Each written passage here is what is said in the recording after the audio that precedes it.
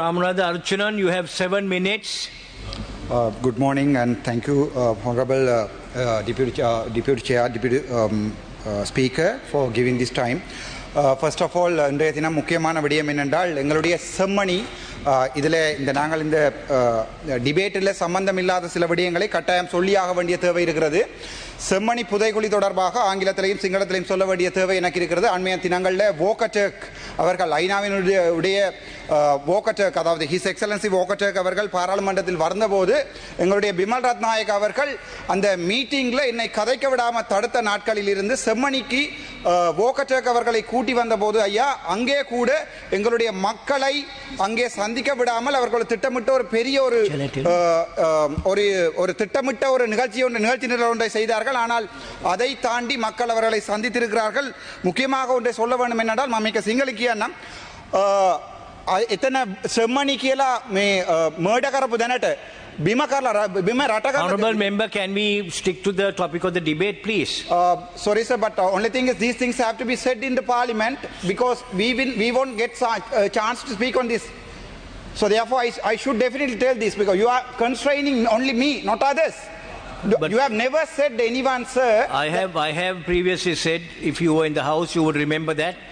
But okay, can you as much as possible confine your sure sir, sure, but this is very important. This is a matter of concern on Tamil people, so let me speak. ඒ මිනිස්සුව යට කරලා තියෙනවා. දැන් ඊයේ යට කරලා මේ ස්කෙලිටන් එකක් ගත්තා. අවුරුදු 6 ළමයාගේ යුනිසෙෆ් බෑග් එක්ක තියෙන ස්කෙලිටන් එකක්. එතකොට හිතලා බලන්න අවුරුදු 6 ළමයයි අවුරුදු මාස 3 ළමයක් එතන යට කරලා තියෙනවා කියන අඩි 3ක් යට කරලා තියෙනවා. දැනට ස්කෙලිටන් 33ක් විතර ඒගොල්ලෝ හාරලා තියෙනවා. එතකොට අපි ඉල්ලන්නේ දැන් අපි මේ බටලාන්දුගෙන ඉන්ක්වයරි එකක් කරන්න පුළුවන් නම් බටලාන්දුගෙන කවුරු හරි ඇතුළේ අරන් දාන්න පුළුවන් නම් අපි කියන්නේ අපි රණවරුවව ගර කරනවා. හැබැයි හැම මේ ආයුධ තියාගෙන හිටපු හැමෝම රණවුරුවක් නෙවෙයි. සමහරව ඇවිල්ලා ඒගොල්ලෝගේ ජීවිතය එතන නැති කරලා තියෙනවා. ඒගොල්ලෝගේ අම්මගේ තාත්තාගේ රිදවන හිතේක අපිට තේරුම් කරගන්න පුළුවන්. හැබැයි එතන ඇවිල්ලා අම්මා කෙනෙක්වත් රේප් කරලා මාස 3 බබයෙක්වත් රේප් කරනවා කියන්නේ ඒගොල්ලෝ යට කරලා තියන්නේ அடி 3කින්. ඒකෙන් දැනට ஸ்கெலிட்டன்ஸ் 33ක් එළියට අවිලා තියෙනවා. கௌரவ சபாநாயகர் அவர்களே, அந்த சச்சமயம் ஜோதிச்சு பாருங்கள், ஒரு அம்மாவை நாங்கள் ரேப் பண்ணி உயிரோடு உடம்பில் ஆடை இல்லாமல் அங்கே புதைத்திருக்கிறோம். அவள் அங்கே சாகும் போது அவளுடைய குழந்தையை கையால் அமர்த்தி கொலை செய்திருக்கிறார்கள். 3 மாத குலையை அவள் குற்றுயிராக கிடந்த அந்த நேரத்தில் அந்த மண்ணில் இருக்கிற வலிகளை உங்களுக்கு நான் சொல்லுகிறேன். நான் இந்த பாராளுமன்றத்தில் இவ்வளவு சத்தமாகவும் உணர்ச்சி வசப்பட்டு கதைக்கிறது சற்று சிந்தித்து பாருங்கள். ஒருவை உங்களுக்கு கிருஷ்ணாந்தி படுகொலை தெரியும். ஒருத்தியை 4 மணியிலிருந்து இரவு 11 மணி வரைக்கும் ரேப் பண்ணி அவளுடைய குழந்தையை கையால் அமைத்து கொலை செய்து அதன் பிறகு அவள் குற்றுயிராக கிடக்கும் போது 3 அடி பள்ளத்திலே போட்டு அவளுடைய உயிர் அப்போது இருக்கிறது. குழந்தையை கொண்டு நெஞ்சில் போடும்போது அந்த எலும்பு கூடு அந்த குழந்தையை கட்டி அணைத்தவாறு தான் அந்த இடத்துல இருக்கிறது. அந்த வலியை தான் நாங்கள் வெளியே சொல்ல ஆசைப்படுகிறோம். ஆனால் திட்டமிட்ட ரீதியிலே எங்களுடைய அரசாங்கம் அன்றைக்கு என்னை எங்களுடைய பிமல் ரத்நாயக்க சொல்லுகிறார், அவருடைய எதிர்கட்சியில் இருக்கின்ற எங்களுடைய தமிழரசு கட்சி ஸ்ரீதரன் மட்டும்தான் கதைக்கலாம், வேற யாரும் கதைக்க முடியாது என்று சொல்லுகிறார். அப்போது நான் சொல்லுகிறேன், பாராளுமன்றத்திலே என்னுடைய குரலை நிறுத்தியிருக்கிறீர்கள், 2 நிமிடம் வோக்கட்டர்களிடம் நான் கதைக்கலாம் என்று கேட்டபோது அவர் கதைக்க முடியாது சொல்லியிருக்கிறார்.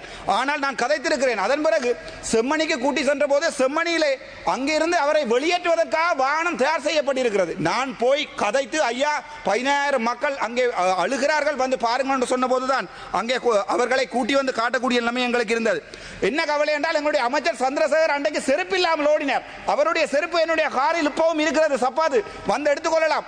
இந்த பாராளுமன்றத்தில் ராமநாதன் அர்ச்சுனாவை தமிழ் மக்கள் அடித்து விரட்டுவார்கள் என்று சொன்ன அதே சந்திரசேகர் அதே ரஜீவன் அவர்கள் 2 பேரையும் செருப்புகள் இல்லாமல் சப்பாத்துகள் இல்லாமல் தமிழ் மண் அடித்து திலத்தி இருக்கிறார் என்றால் மனதில் இருக்கிற வலி, எங்களுடைய வலிகளை புரிந்து கொள்ளுங்கள். அரசியல் செய்வது மிகவும் இலக்கு ஐயா. ஏனென்றால் எங்களுடைய வலிகளை புரிந்து கொள்ளுங்கள் என்றுதான் மக்கள் கேட்கிறார்களே ஒழிய எங்களை நாங்கள் ஒரு அரசியல் கட்சியாகவோ நாடு 2ஆக பிளக்க வேண்டும் என்றோ இந்த தேவை தமிழ் மக்களுக்கு இல்லை. සිංහල අපේ දෙමළ ජනතාවට කවදාවත් එහෙම එක්ස්පෙක්ටේෂන් එකක් නැහැ මේ රට දෙකට බෙදන්න ඕන කියලා.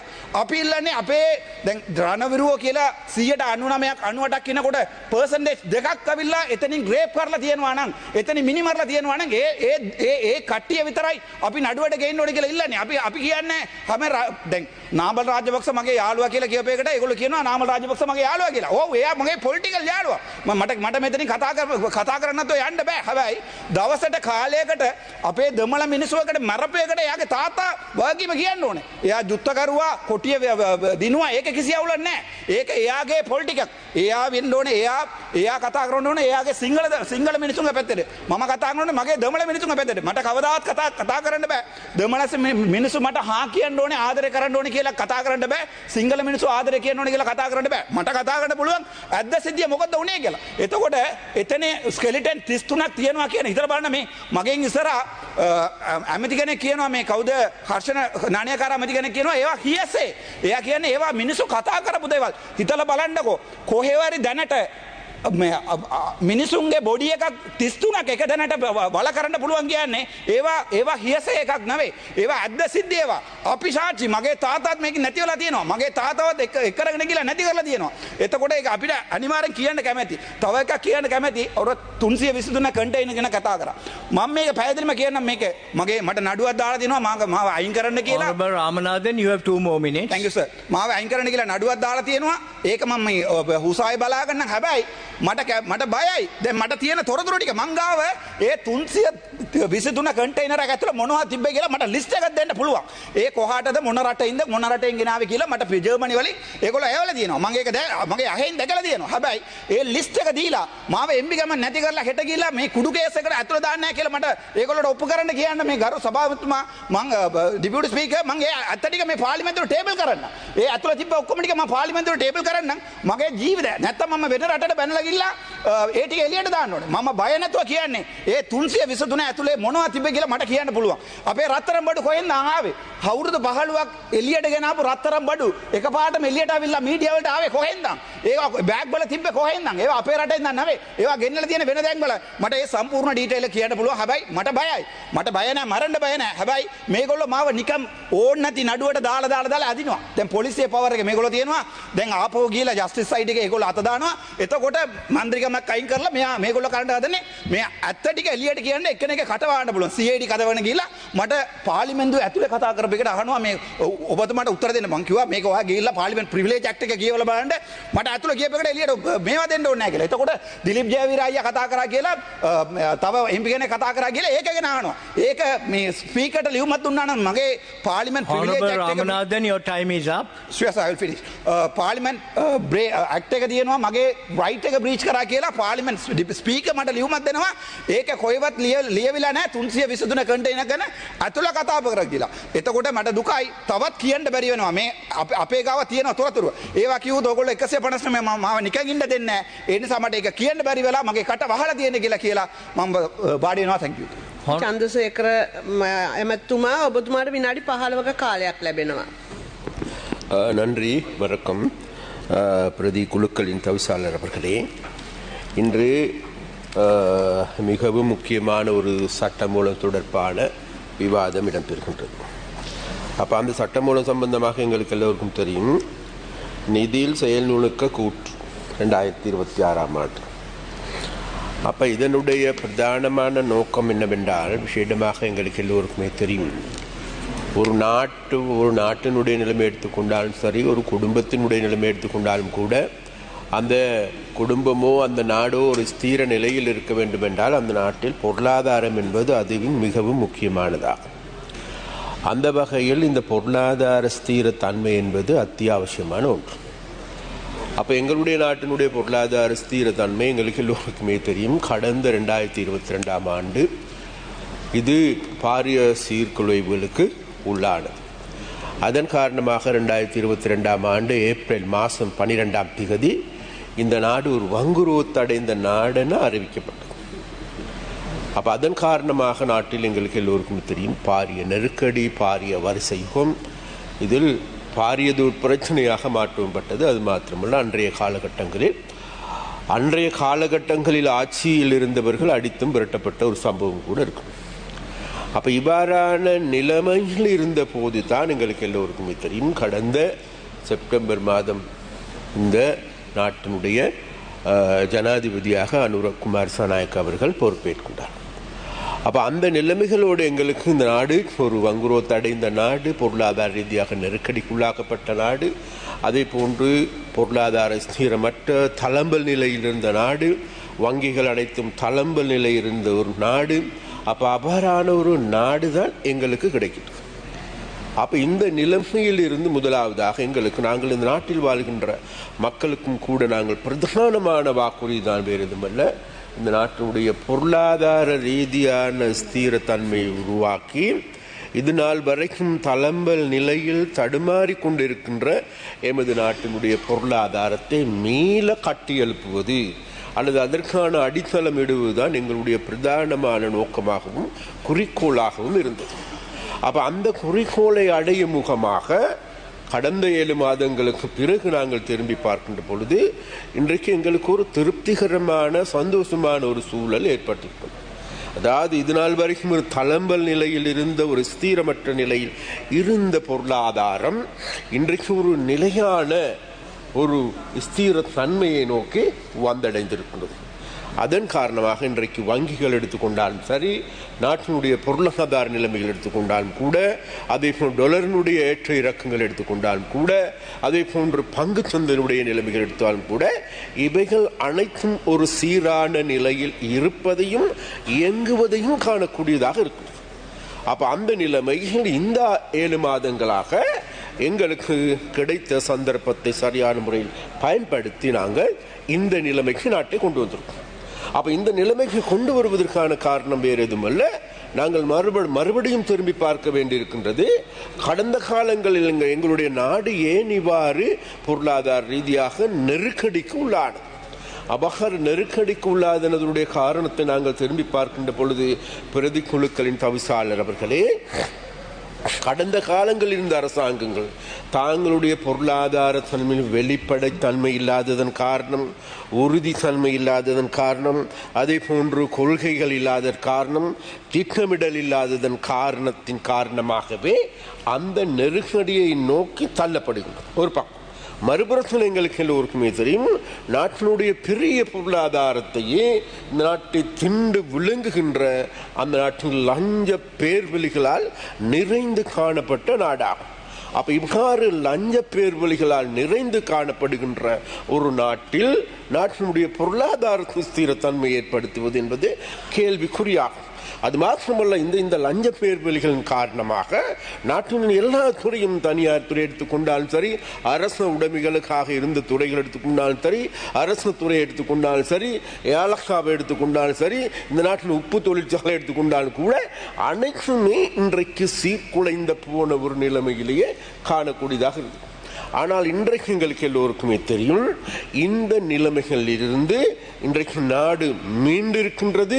அது மாத்திரமல்ல, இந்த நிலைமைகளை மாற்றுவதற்கான சூழலும் ஏற்படுத்தியிருக்கும். அந்த வகையில் தான் கௌரவ பிரதி குழுக்களின் தவிசாளர் அவர்களே, இந்த சட்ட மூலம் என்பது இந்த நாட்டினுடைய ஸ்திரத்தன்மையை பாதுகாப்பதற்கும், அதே நேரத்தில் இந்த நாட்டு மக்கள் முகம் கொடுக்கின்ற பல்வேறு சவால்கள் இருக்கின்றது எங்களுக்கு. அந்த சவால்களில் இருந்து எமது நாட்டை மீட்டெடுப்பது எப்படி, அதே போன்று அந்த சவால்களில் ஒன்றாகவே கடந்த காலங்களில் காணப்பட்ட ஒன்று வேறு எதுவுமல்ல, இந்த நாட்டை கட்டி எழுப்புவதற்கு அனைவரும் தயாராக இருந்த போதிலும் கூட நாட்டுக்கு வந்து முதலீடு செய்வதற்கு யாரும் விரும்பவில்லை. நாட்டில் இருந்து என்கிட்ட பொருளாதார ஸ்திரமற்ற தன்மை. ஆனால் இன்றைக்கு எனக்கு தெரியும், இன்றைக்கு வடப்பகுதியை நாங்கள் எடுத்து பார்க்கின்ற பொழுது நாட்டில் ஆயிரக்கணக்கான மக்கள், இன்றைக்கு ஆயிரக்கணக்கான தமிழர்கள் இன்றைக்கு வடக்கில் தாங்களுடைய முதலீடுகளை செய்வதற்கு முன் வந்திருக்கின்றார். என்னிடம் வந்து கிளிநொச்சியில் மாத்திரம் 20 முதலீட்டாளர்கள், அதாவது டயஸ்போராக்கள் வந்து தாங்களுடைய பிரதேசத்தை கட்டி எழுப்ப வேண்டும், எங்களிடம் ஒப்படையுங்கள், எங்களுக்கு காணிகளை தாருங்கள் என்று கேட்டார். அது மாத்திரமல்ல, இன்றைக்கு டென்மார்க்கிலிருந்து ஒரு நண்பர் எங்களோடு தொடர்பு கொண்டு இருக்கின்றார். அவர் சொல்லுகின்றார், எங்களுக்கு 50 ஏக்கர் காணி மாத்திரம் தாருங்கள், நாங்கள் இந்த நாட்டில் இருக்கின்ற முட்டை பிரச்சனையை முற்றாக தீர்க்கின்றோம் என்று கூறுகின்றார். பாரிய கோழி பண்ணைகளை செய்வதற்கும் கூட தாங்களுக்கு அனுபவம் இருக்கின்றது. அதற்கான நல்ல படிப்பினைகளை இலங்கைக்கு பெற்றுக் கொடுக்க வேண்டும். அதிலும் கிளிநொச்சியில் இருந்து இவ்வாறு செய்ய வேண்டும் என்றால் கிளிநொச்சி என்பது தாங்களுடைய ஊர் என்று கூறுகிறார். அப்ப அதை போன்று இன்னும் ஒரு நண்பர் கூறுகின்றார், அவரும் டென்மார்க்கை சேர்ந்த அவர்கள் வெளிநாட்டுக்கு ஏற்றுமதி செய்கின்ற மரக்கறியை மாத்திரம் நாங்கள் உற்பத்தி செய்கின்றோம் எங்களுக்கு காணித்தார். அது மாத்திரமல்ல, ஆயிரக்கணக்கான தென்னம் பயிர்களை செய்கின்றோம் எங்களுக்கு காணித்தார்கள்.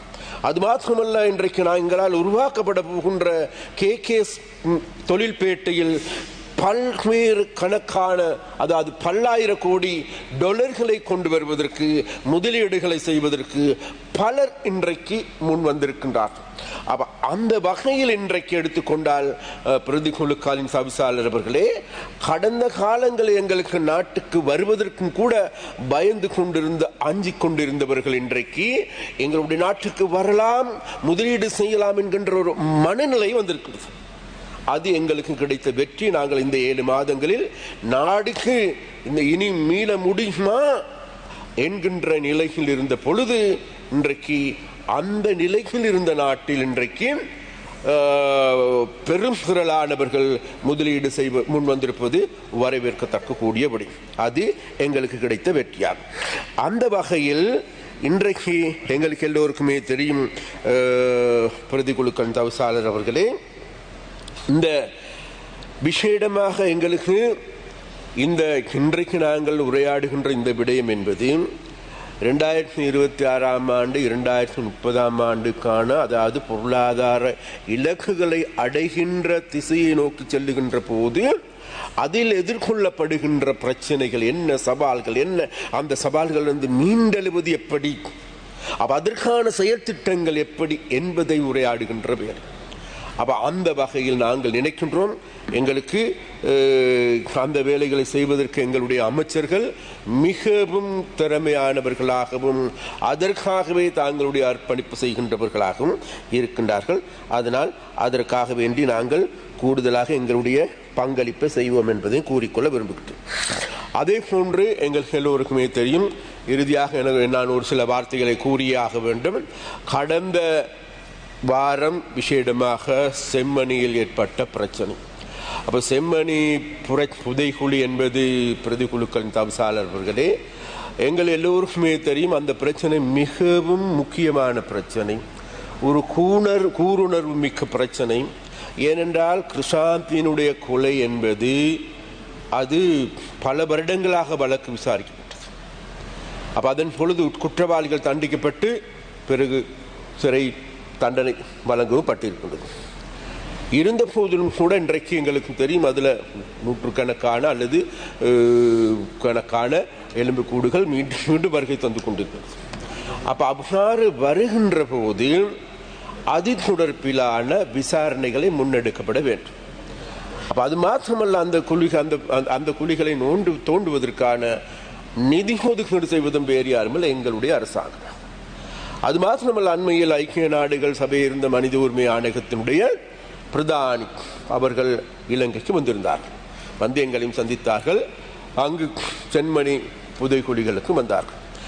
வந்த போதிலும் கூட அதன் பிறகு நாங்கள் அவங்களோட கூட மிக தெளிவாக கேட்டுக்கொண்டு ஒன்றுதான், வேறு எதுமல்ல, இந்த நாட்டில் இருக்கின்ற இந்த உடல்கள் அல்லது சிதைக்கப்பட்டிருக்கின்ற நிலைமைகளை கண்டறிவதற்கு, விசாரிப்பதற்கு, பரிசோதனை செய்வதற்கான அதற்கான இயந்திரங்களையும் பெற்றுத்தாருங்கள், அதற்கான உபகரணங்களையும் பெற்றுத்தாருங்கள் என்று கூட நாங்கள் அவர்களிடம் கேட்டிருக்கின்றோம். அது மாத்திரமல்ல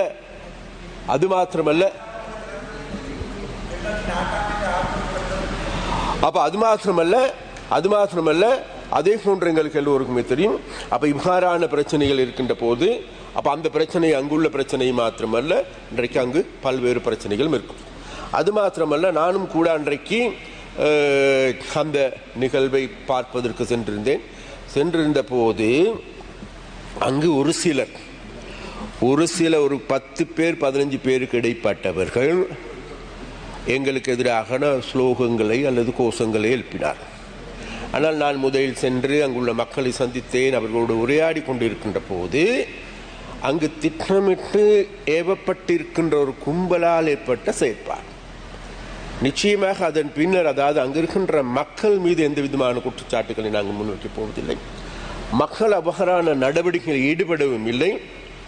அதாவது அந்த மக்களுடைய பிரச்சனைகளை சென்று பார்ப்பதற்கு நான் சென்று அங்குள்ள மக்கள் இன்று கூறுகின்றார்கள். அதே போன்று அதாவது இவ்வாறான ஒரு பிரச்சனையை பார்ப்பதற்கு ஒரு அரசாங்கத்தினுடைய கேபினட் அமைச்சர் வருவது என்பதே அந்த பிரச்சனைக்கான அங்கீகாரத்தை பெற்றுக்கொள்ளக்கூடியதாகும்.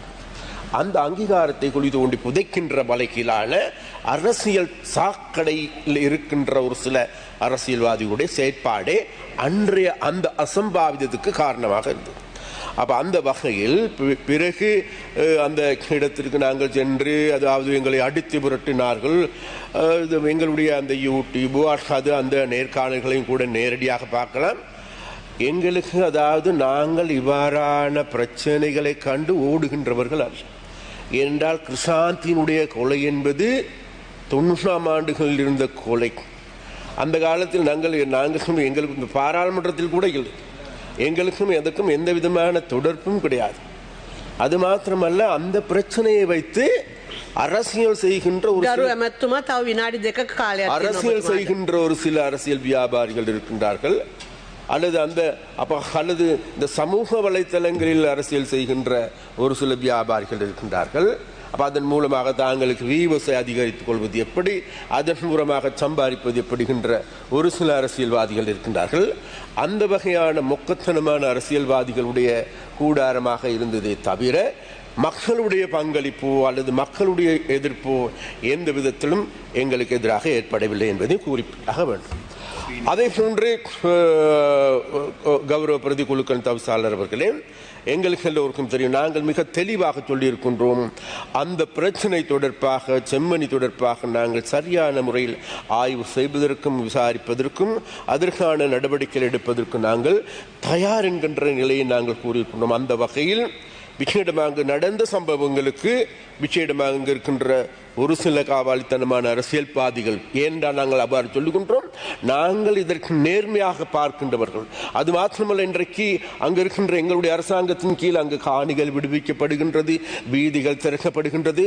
அது மாத்திரமல்ல, யாழ்ப்பாணத்தில் இருக்கின்ற அனைத்து வீதிகளும் புனரமைக்கின்ற வேலைகளை நாங்கள் முன்னெடுக்கின்றோம். அனைத்து வீதிகளையும் அதாவது அங்கு இருக்கின்ற கிராமங்கள் இருக்கின்ற வீதிகள் எடுத்துக்கொண்டாலும் சரி, குளங்கள் எடுத்துக்கொண்டாலும் சரி, அனைத்தையும் மக்கள் நலன்களுக்கு முன்னேற்றுகின்ற நடவடிக்கைகளை நாங்கள் முன்னெடுத்து வருகின்றோம். பிரதி குழுக்களின் தவிசாளர் அவர்களே, அதன் காரணமாக இன்றைக்கு அங்குள்ள மக்கள் வேகமாக மிகவும் மிகவும் வேகமாக தேசிய மக்கள் சக்தியை சூழவே அணிதிரண்டு வருகின்றார்கள். அந்த விஷயத்தை பொறுத்து கொள்ள முடியாத, சகித்துக் கொள்ள முடியாத, தொடர்ந்தும் தாங்களுடைய இனவாத அரசியலை மாத்திரம், பிரதேசவாத அரசியலை மாத்திரமே முன்னெடுக்கின்ற, நாட்டை பற்றி கடுகளவும் சிந்திக்காத, நாடு பொருளாதார ரீதியாக விழுகின்ற பொழுது அதை பார்த்து கொக்கரித்து சிரிக்கின்ற,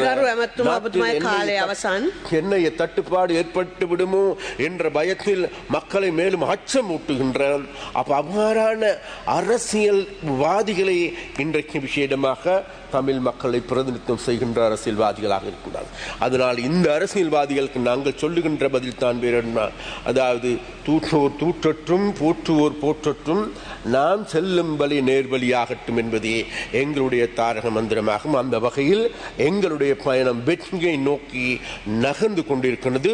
முழு நாட்டில் இருக்கின்ற மக்களையும் அணிதிரட்டுகின்ற வேலையை முன்னெடுக்கின்றோம்.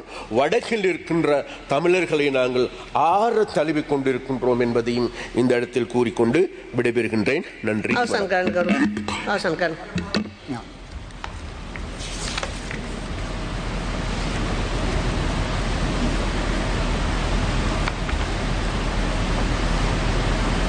අනුදක දෙකේ නීති ප්‍රශ්නයක්.